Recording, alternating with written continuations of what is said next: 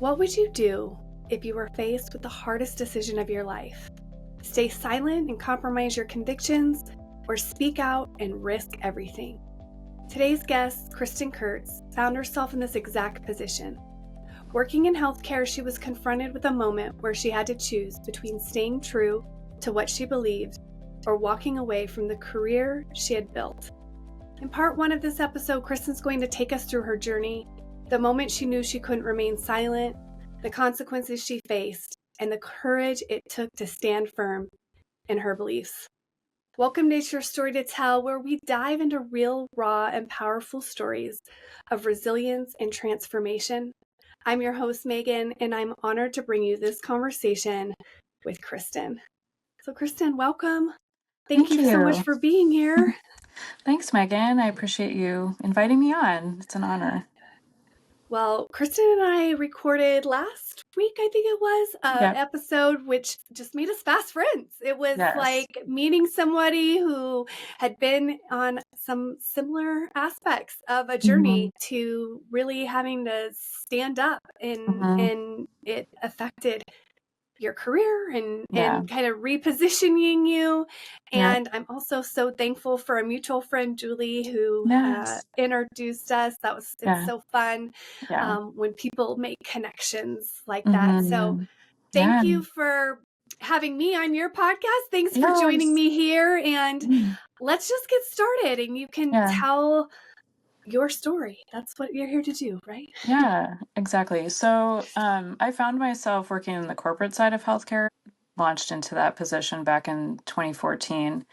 And a big part of why I wanted to work there was the benefits. They were amazing. You get into health insurance. I was working in the health insurance side, which actually owned hospitals and clinics around this area. So it was kind of a conglomerate, a bit of a, monopoly, I guess you could say, a nonprofit health insurance company, which I giggle about. But I found myself working there, and I actually found it to be a really big blessing in the beginning. And then 2020 happened. And I have a very holistic mindset when it comes to healthcare, but yet I found myself in the belly of the well, right? And I'll never forget, on March 17th of 2020, I was actually in like a little kitchenette suite on our floor, and I heard my spirit pandemonic. And it was like my eyes opened up. I was very attuned and alert to what people were saying. And kind of to fast forward, October 2020 comes around. I'm hearing things, seeing things, going, this is so much more than meets the eye. And seeing so many people just kind of get caught up in the wave of what was going on in the world and what people were saying. And I have a very high discernment gift, and found myself in October. The Lord said, you're going to need to go get some combat boots because you're walking into a war. And I was like, wow. Okay. And I did. I did buy some. They were cute. They're cute combat boots. I'm like flip-flop running shoes kind of girl. And I'm like, all right, we're upgrading to some combat boots. And started kind of looking into more of my family history, learning more about my grandpa, who, when the Nazis invaded Norway, he was one of the leaders of the resistance, the Norwegian underground, and actually put himself on the line and ended up in a concentration camp for over a year. Because he was willing to stand, he was willing to, speak up. And I just found myself almost getting this, it was almost like this infusion in me, where it was like, this is in your blood. And I'm going, me? Really? Like Moses? Because I've honestly, you guys, I've felt like Moses most of my life, where I have a very high, like, core value of freedom. And, Moses was called to, set the captives free, in essence, and was like, I don't know if I can do this, right? And I've often found myself in that predicament, but yet I will do it. If he calls me to it, I will do it. And same month, around October, I don't know if any of you were seeing prophetic words about Esther, like it's an Esther season, and I'm like, yeah, it's an Esther season. The Holy Spirit was just like, you often look to the bumper stickers, the t-shirts, for such a time as this, right? It's cute, but he showed me, I want you to go to the beginning of that verse. And the beginning actually says, for if you remain silent. I had a choice. I had a choice to just cower in the corner and, hope that somebody else would step up, or to actually speak up. And like I said, I felt like there was this time of this infusion coming over me. I also happened to read a book called The Heavenly Man about Brother Yun in China and the persecution that he faced because he, was doing a lot of underground church work. So there was a lot of bolstering happening. That's a word that I've been using lately. There's a lot of bolstering happening for me to get, moving and step into this place where I was called to be a voice. And, during this time in healthcare, I was seeing a lot of the things that were being released within the organization. And everything in me was just like, this is so wrong. Like, this is so wrong. And yet, Lord, how do I approach this? So we would be on meetings, and because I'm a coach, as coaches, we learn to ask questions, right? Mm-hmm. Which can actually be really revealing, and it can also help to kind of dig out the truth of, what's within, what's going on, rather than just saying this is wrong. So during a lot of meetings, get on these Google Meet meetings with big departments, and there was these moments of like, you can stay quiet or you can speak up. And because of this bolstering and this kind of this wind beneath my wings to really open my mouth and speak truth, I would ask questions, and they were very revealing. And the people that were, in charge did not like the questions being asked. But here's what would happen. Every time I would ask these questions, I would get off these meetings and I would get an instant message or a text or an email from several people saying, thank you for speaking up. Other employees, right? And my question to them is, what is keeping you from speaking up? And their answer was, I can't lose my job. I can't lose my benefits. I can't lose my retirement. So there was a lot of fear, right? Especially during that time. And I kept feeling more and more constricted in that space, knowing that I actually couldn't partner with a company that was doing things that was so against my morals and my values, but yet I knew that I was to stay a little longer. My husband wasn't in agreement yet with me leaving, and there was some things that, again, I was able to kind of come alongside people in that space to almost mentor them to use their voices. It was this like holding the torch of, yeah, I may not be you guys, I'm not super eloquent of speech.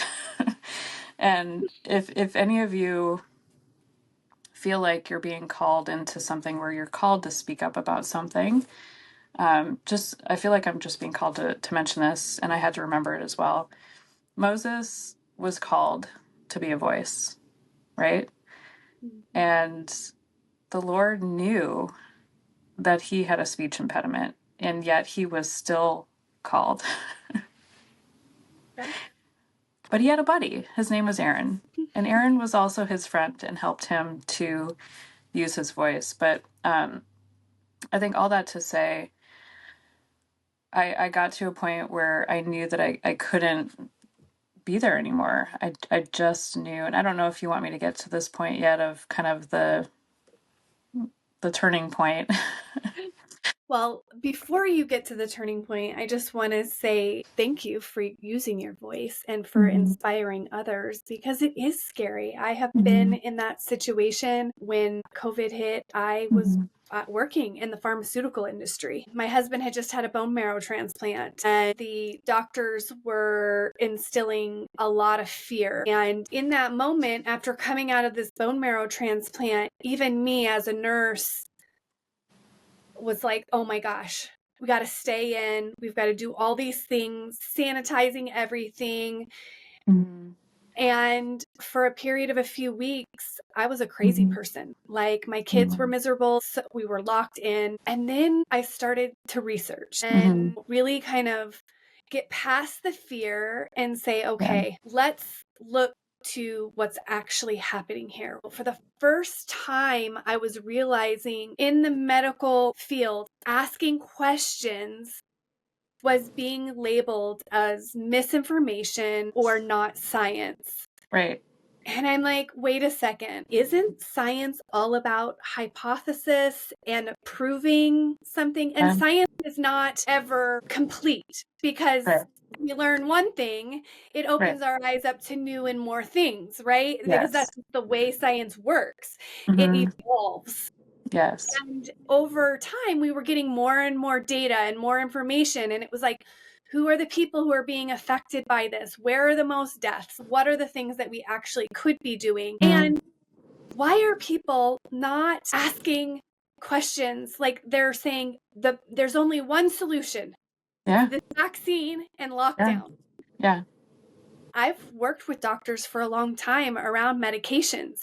And the first thing in a new drug, they always want to know, what is the side effects? Right.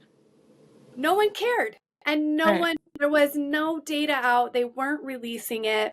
And I have a lot of friends who are medical professionals and nurses. And so it was hard because I was getting messages like, you need to stop sharing this stuff and this is wrong. And I would ask questions of them like, well, where are you getting your information? Because I want to read the same thing you're reading. And I was told, well, people are reading it and telling us because we're too busy caring for patients. And everybody was in so much fear. I know there were a lot of really sick people, but there was a lot that wasn't told to us. For example, obesity and diabetes, highest rate of morbidity, and why was that? There was a mechanism of action around that. And so we didn't explore or use the opportunity to educate people on holistic wellness. And what if we had talked about how diabetes and all of these things were contributing? Because the doctors would tell me, well, we can't fix that. That's a long-term problem. It's like, well, you got to start somewhere. Right. Like, Exactly. when you have an emergency and like, let's just say someone's bleeding out, you got to hold pressure and stop the bleeding, but you've got to figure out why they're bleeding. Exactly. Because otherwise you're in a constant pandemonium of, I am with you. There was so much. And now what's interesting is everything that I was saying, probably the same things you're saying. Yeah. It's being revealed to us. Yes. That there were things that were going on behind the scenes that weren't in our best interests, right? Exactly. Yeah. And, one of the things that I've always, and I don't know about you, but I've always been why? What is the why behind something, right? And it was funny because one of my superiors, she would, even from the time I started working there, I want to know the why behind why I'm doing something. So she would actually mock me because she's like, oh, it's the but why girl. The but why girl is here. So, and a lot of times for me, I know that if somebody isn't willing to give the inner meaning or the reason behind something, there's you need to kind of question it a little bit. If you're just saying this is just how it is and you need to do it, just question it. This is a key for somebody. Because I think that's a big part of what was happening as well, right? It was just do this thing, because if you don't, then XYZ, you're going to lose everything. You're going to lose your job. And it's a really challenging thing for people to contend with. I get it. But when there's a lot of manipulation happening, things not being able to be questioned, like you said, the science, it's just this is the science. This is exact, you can't question science. I'm So I'll tell you, one of the things that I did, I started kind of keeping an eye out for who's being silenced. Like, who are the people who have been in, like, physicians or nurses or, people who have reputable, histories in the medical field, who's being silenced. And I'll never forget, there was like the misinformation dozen that came out from the White House. And I was like, I'm going to follow all of these people and see what they're having to say, right? Because I don't know everything. I don't pretend to know everything. Holy Spirit highlights a lot to me. And yet, there's these people that were being silenced. They were being shadow banned, kicked off social media. And I was a voice on there too. And I went through I've been kicked off. I've been shadow banned. And it's like, for me, honestly, I got to a point where it's like, I'm going to die on this hill. Like, if you want to kill me, then do it. I literally was willing. If that's what it's going to take, put me away like my grandpa was put away, And, there's a point, I have this sticker that I have over on my desk because it's something that, again, this word bolster, it's like, I will strengthen you and help you. Like, he gives us the strength. He helps us to take a stand where we're being called to take a stand, even if you don't feel like you have what it takes. For me, I was like, I'm just Kristin. I don't know. Like, I'm not a doctor. I'm not a nurse, but I am seeing things here and I'm sensing things. I'm having dreams about things. And, I look back on that time, and it was, I mean, I won't get to the end part of it yet, but it was a very challenging resistance training season, persevering, not knowing what was going to happen because I was being put in a position that I had to make a choice if I was going to do something, and I was not willing to. And I went through a whole war in that realm as well. And that's a whole other story that is pretty wild, actually, the way things were. I was confronted to, like, literally being forced to take the vaccine, and even, I don't know if you want to get into that whole story too. Go for it. So there was just a lot of things that I was like, wow, I can't believe you're approaching it this way. So I was actually sent home to work in March of 2020. And then, 2021 was when that really strong, push for getting the vaccine. And it's not even a vaccine. I'm just going to call it like a shot, right? And I was just, no, I will not get it. I'm working from home. There's no reason for you to like tell me that I need to do this. I'm working from home. I'm not coming on to your corporate headquarters. I'm not going to the hospitals. I'm not going into clinics. So that was a big red flag for me. And I started asking questions like, okay, so where is this Comirnaty, which was what was being touted as the only FDA approved, but then they couldn't tell me where it was available. That was one thing. And so there came a point where I think it was Omicron was the next wave that was happening.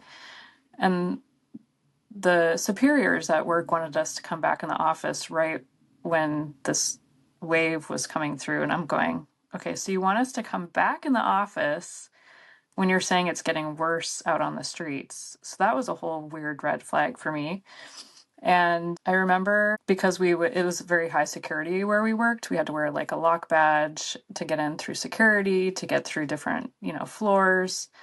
And they said, when you come back into the office, if you don't get the shot, you're going to have a little lock badge that's going to be added to your key card. Thank you. And I was floored at what it was going to be, like the shape of it. Can you take a guess what it was?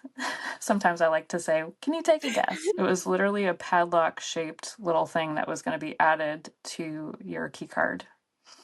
And to me, to identify you as unvaccinated? yes. And to me, because I'm very much about freedom, and I felt like I was like living in a cage in that realm, the padlock was just the symbol of, oh, heck no. So I asked more questions and ended up on a phone call. I was sent to the principal's office with HR because I was asking some more questions. And I'll never forget asking this question where HR had said, I said, well, I'm not really understanding why you would want me to come back into the office if things are getting worse. And then I'm going to be like scarlet lettered there. I said, how do you think that's going to make people such as myself feel to be like ousted and, highlighted as the black sheep, apparently, right? And the question she said, well, how do you think the vaccinated are going to feel about you being there? I was like, wow, that just right there was so telling to me. So there was just, there's a lot of story behind what I walked through in that realm, because they literally were at a point where like, you either do this or you're not going to have a job, right? I had a choice to do like a medical exemption, but there was no approval No for one was medical accepting exemption, any. right? Yeah. Even though I have some underlying like autoimmune, issues, which you really don't want to do that with autoimmune, right? Mm-hmm. And then you had a religious exemption choice. So rather than calling it a religious exemption, I created a 4-page, basically a dissertation called a religious declaration and sent it in. And I had this vision of a boardroom where whoever would read it would just get hit by Holy Spirit. And I prayed that they would have a turnaround in the way that they were operating. That was my belief, at least. And long story short, I ended up getting approved. And that very day I got approved, I knew that I needed to leave, because I even said to my husband, I can't work here anymore. I can't do this anymore. And he said, okay, then quit. So I was in the middle of this tension of, okay, they just approved me, but I'm getting literally like this key to leave, to get unlocked from this cage. So I went on a walk and did a whole Gideon. I'm like, all right, Lord, if I'm to go, I need you to send some signs. Like, I need some clear signs, because this is a huge, like, being like the breadwinner in the family, carrying all the benefits. A lot of people stayed at this job till they died because it was a really great job, right? Mm-hmm. Great place to work, right? And I'll never forget, I was out on a walk near my house on my break, and there was a hawk that flew over me, first of all, and for me, like eagles, hawks, like cardinals, I just love winged things. And that was like the first sign. Like, this hawk was just literally right over me. And then I got further down the road, and there were broken chains on the road, like literally broken chains. And then the song came on over my playlist about broken chains and freedom. And I knew, like, I could just, everything in me, like every cell in my body said, yes, it's time to go. And then there was like this tension of like, I'll just say, like, if you guys know who Dave Ramsey is, he's got this whole plan that you need to have before you make big jumps. And I'm like, we weren't Dave Ramsey ready, right? Right.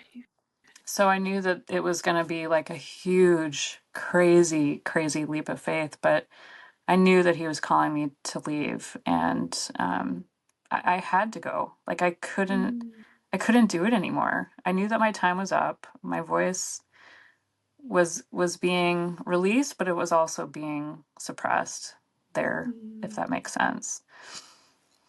So I'll stop. I feel like I'm going on that's a and on. perfect no, it's a perfect place to stop, because in this next part, we're gonna dive into how the story didn't end there, and how it led you to what you're doing today, and how you're using these challenging things to unlock other people and help them find freedom. And so thank you for being here and just sharing how that challenging situation helped you to learn some things, not just about like even your family and your generational calling. Like this Yeah. is part of what your family line does, is to stand up where it is very uncomfortable and risky for what's right. Yes. So you guys come back, listen to part 2, where we get to learn a little bit more about how Kristin is now using her gifting in a whole new way. Yeah, thank you.